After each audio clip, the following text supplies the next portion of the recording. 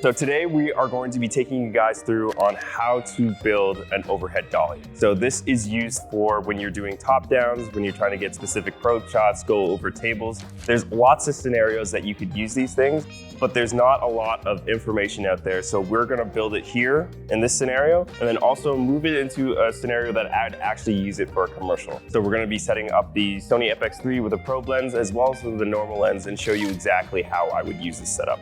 So the first thing that you're going to need is almost everything that is here. There is a lot of associated with it because it is something that's going overhead, and there has to be a level of safety when you're doing something like that. So the first thing that I'm going to be starting with any dolly system is that you need a set of pipes. Here in this case, we have a set of 4 foot, and then we have 2 sets of 6 foot. And I'm going to show you in ways that you can use different sets of pipes because I've kind of adopted this to fit into my car. And usually that's anything with a 6 to 8 foot bed. And then what also you'll need is 3 stands, but not any regular stands. In this case, these are known as triple risers. And because they are triple risers, there's 3 stages, 1, 2, 3. There's double risers, there's lots of different other stands, but the main type of stand that you'll need has a junior receiver. And these are the type of stands that work for this scenario, and we're gonna get into that later to show you exactly how that works. In addition to that, we'll need something to actually extend the camera down. It's not as simple as just putting your tripod head onto the dolly, which we're gonna show you later, because you'll see everything. You'll see the pipes. This is a game of trying to hide everything and hide all the rigging. So these are known as Mitchell risers in this case, and there's different versions of everything, but this is something that we're gonna need, and I'm going to explain these in depth later, and especially which ones to get, which ones work, the things that I like, and the companies I actually like to use as well. And of course, you're gonna need some sort of tripod. This is just a generic tripod with a 75mm bowl. And then here I have a bunch of different bits that we're gonna be breaking down later.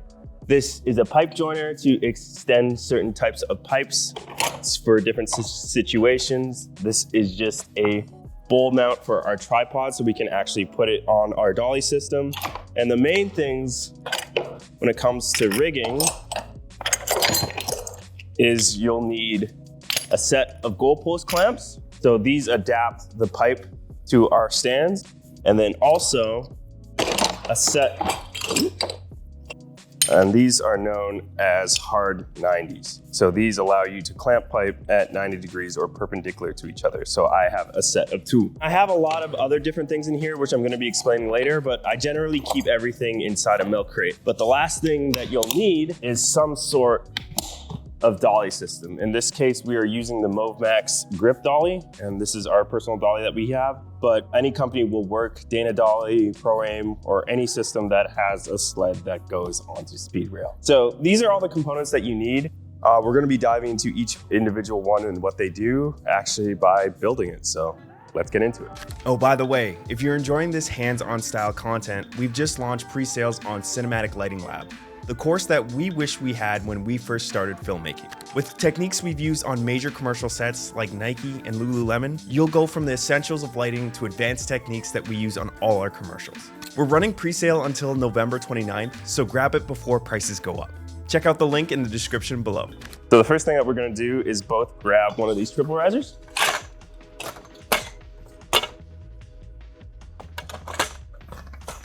So in this case, we're gonna be setting up the dolly where the T-bar is going across here, and then the track is going here. So it's important to establish exactly where you need the T-bar. In this case, the track is going to be going this way.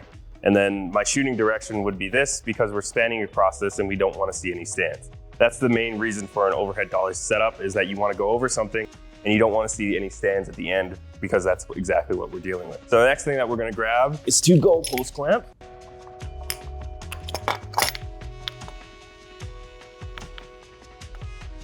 And lock those in. And I'm gonna grab a 6 foot pipe and set it on top. And that is going to be our T-bar. So in this case, we're dealing with a 6 foot span right here. And depending on what type of lens that you have, this might be enough or it might not be enough at all. So there's a lot of situations where you're like, I need maybe a 10 foot T-bar. And I don't have the ability to carry 10-foot pipe around because you need a full truck to do that. And that's when a pipe joiner comes in really handy. And what a pipe joiner does is it just extends whatever speed rail you have. So I can just slide it on there in this case, lock this down, lock this down, and then just for safety, you can even use a wrench to do that. And then I can just bring this stand over here, and this is gonna be more than safe enough, and it gives me a 10-foot span. But I would not really push this anywhere more than that. I would usually put the stand about here because that is a lot of weight on the pipe joiner as well. But this is just a solution in a case that you want something even wider. A lot of people are like, oh, I can't do that because I need 10-foot pipe. You can just extend it with other things that are more compact that you can actually fit in a car. What we do need is the track end for our dolly. So I like to set this up on the floor beforehand because it's just a lot easier. And I like to do this with 2 track ends. So basically what I'm doing, I know that I'm going to be using these hard 90s at the end here, but what happens a lot of the time is the spacing is incorrect because these are a set distance for my actual carriage here. So I'm gonna tighten down these a lot and I'm just gonna use that as a guide. So basically this gives me my exact spacing for my hard 90s. And then we just have these hand tight because we know that we're gonna have to adjust them as soon as we put them up. The third stand that we have for this is actually not a triple riser. This is just what the rental house had and this is what we're using. But I usually like to use these roller stands because it's a lot more convenient and a lot easier just to move everything around. And in a case that I don't want to use a roller, I can just easy skinny this up and use that as well. And these work as well just because they have the junior receiver. So we're gonna use this. So we're only using this track end to actually give us the spacing, like I said here, which you can see. Because there's a lot of times where I'll bring this up in situations, and then when I go to actually tighten it, this is tapered in or splayed out, and the sled doesn't ride on it properly, and then you have to spend some time. So this kind of just fast tracks your setup process, and this is just something I've learned. So this is a wrench, but it's an adjustable wrench. So this is something I highly recommend as a filmmaker to have, because when you get into complicated setup like this, this is mandatory. So I'm just gonna put this on here, and I'm just gonna tighten everything up. Usually hand tight on these is more than enough, but if you want, you can easily just put the wrench on here to get more leverage and tighten it even further. That's just a safety thing, but I always like to check everything, like everything's locked down, because this is generally usually going over somebody. So that's what we just like to check. So the next thing now we can actually put in on our sled and work on our camera. This is a great dolly system, but the only thing that I dislike about it, especially for my work when I'm trying to move fast and everything, is how the Mitchell mount is set up on this. This is known as a Mitchell mount because it has the keys and everything and then this big hole, but generally a Dana dolly, it has it on both sides. The MoonMax dolly is trying to be innovative with this, and this is kind of a pain for me. It is a great system, but this is the only thing that I have a complaint about. So if I want to do an inverted dolly setup, I have to basically have somebody hold this and screw all these things. In actuality, this is only going to take us maybe 2 minutes, but any wasted time in filmmaking, especially on set when you have maybe a 20-person crew, or if you just have a 3-person crew, time is always money no matter the size of the production. Great, we have our dolly system and then we have our track. This is where a lot of people get stuck because everybody's like, how do I get my camera down to the height that I exactly want? We can obviously move the stands up and move them not necessarily down because we are at the lowest position. So if I'm trying to do a dolly shot on a table that is about this high, I have to find a way to bring my cameras down super low so I can have adjustability with all these stands. So that is where Mitchell risers come in. There's a lot of the old school ones, which are made by Matthews or other companies, or even this one's made by Dana Dolly, and this is the first one that I bought, have a system like this where you have to unscrew something or you have to use a wrench and you have to use a bolt. And yes, they tie them down very well, and it's the industry standard, especially when you're working with heavier cameras. But for what I do in the commercial filmmaking that Tenfold does, this is usually not the biggest setup. We're not on Hollywood movies, we're on commercials where we have to move fast. So I don't want to be using a system that is super annoying.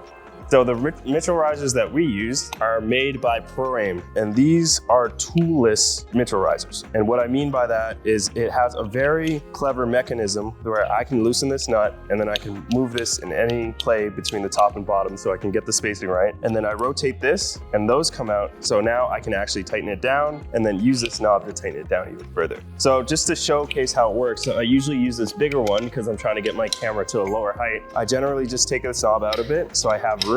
So what I can do is I can slide this up through the hole, and this is going to be a standard hole throughout all cross systems, and then engage that lock and then make sure that I'm on the key and it's properly centered, and then tighten that down. And then to even tighten it down even more, there's this little lever that allows me to really crank that down. So what I'm gonna do is tighten this by hand as much as I can, and then come down to the lever and tighten that. And that is great, and that's exactly what I need.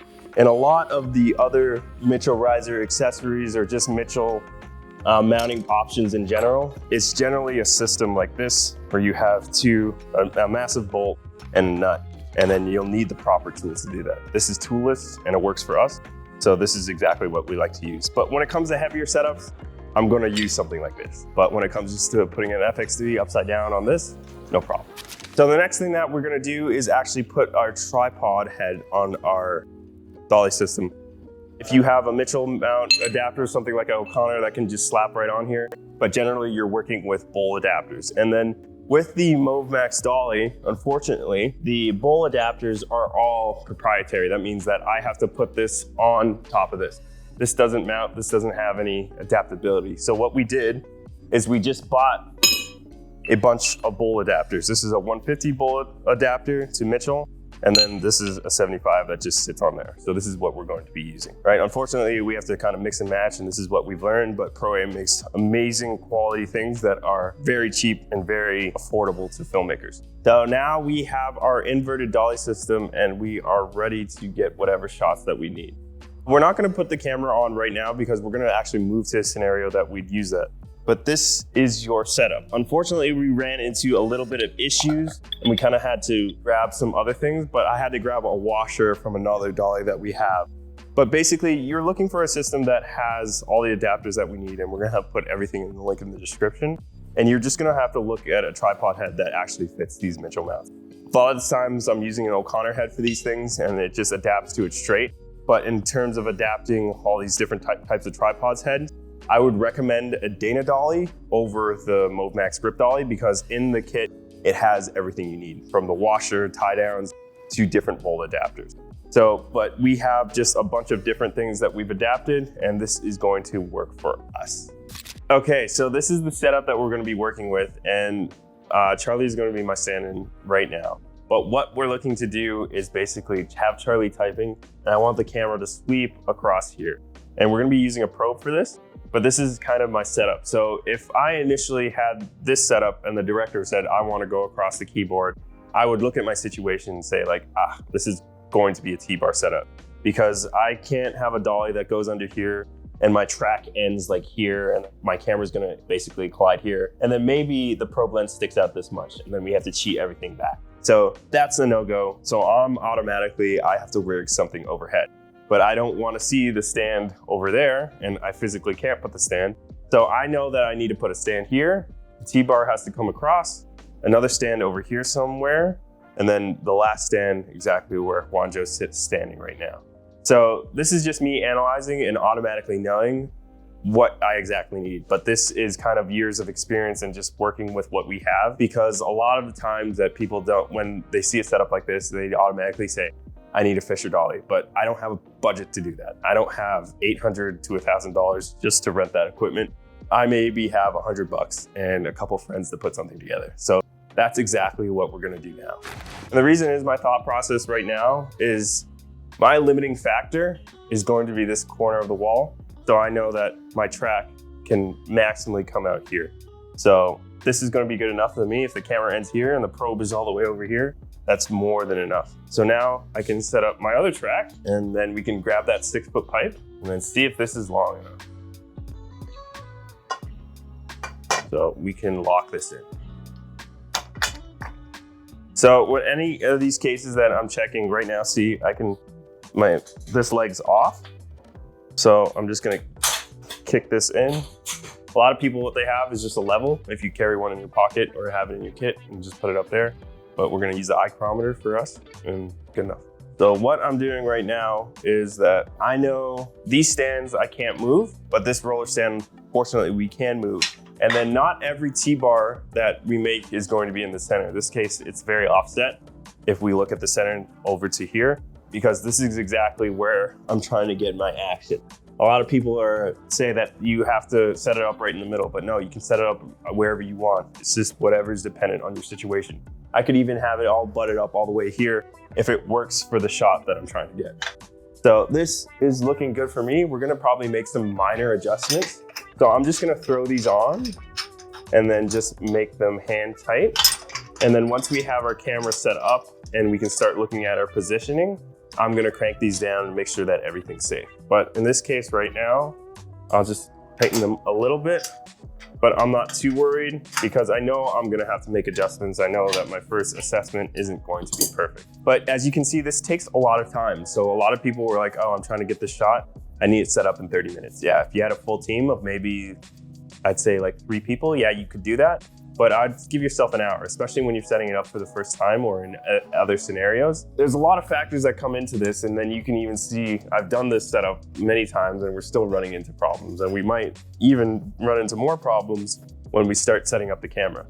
So, Charlie, if you let it go, yeah, we're pretty even. If there's another trick, if you're just looking to see where your dolly track is, if you just let this leg go and see where it naturally falls, that's exactly where you have to raise and lower each of the stands. So right now, if I put on the camera, I'm going to probably be maybe another foot. Pony clamps, A clamps. This is like I believe a number 2, I think.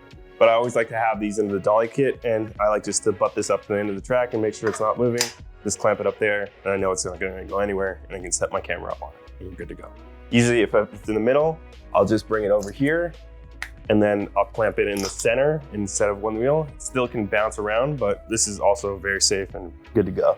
So we're gonna move over to our camera, and the lenses that we're going to be using are the Laowa Probe 2s. So these are one of my favorite lenses to use just because of the look that they provide and the unique shots that you can get with them. So I'm going to look at 2 of these because I kind of already planned this out in my head of what we can do.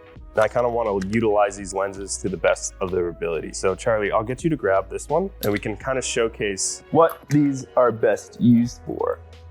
So right now, Charlie has the straight one, right? And then this is if the camera was at a perfect height and then we could skim right across here.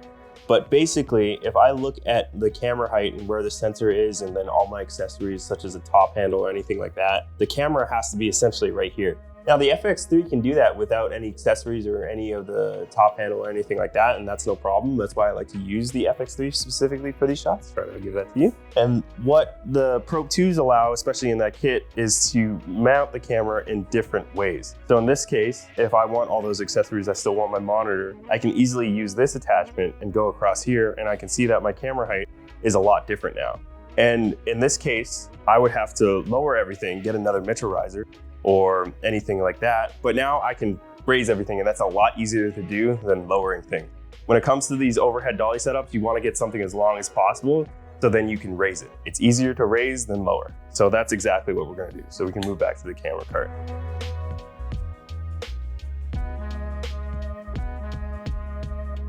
All right, so I'm ready for this. So what I'll do is, Charlie, I'll have you on the dolly, and then I'll bring this over.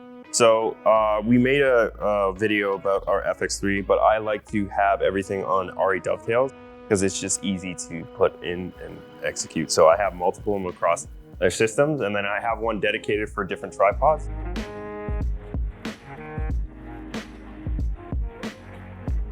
Now, our issue, as I said before, if I have all these accessories and I take this off and I try to move anything, I'm gonna run into that. But what I love about the FX3 and how we have this build set up is I can easily just take off that top handle. I can even take off my monitor with the quick release I have and I can put it somewhere else. But this is what I generally use for these setups because the probe has to go so low in specific places. But because we're gonna be using the other probe, this is not going to be a problem. See, now that we're this low, we're gonna have to raise everything and I'm already past my monitor. So I can leave everything where it is, but just for our viewability's sake and what we're trying to do, this is how I'm going to have my monitor.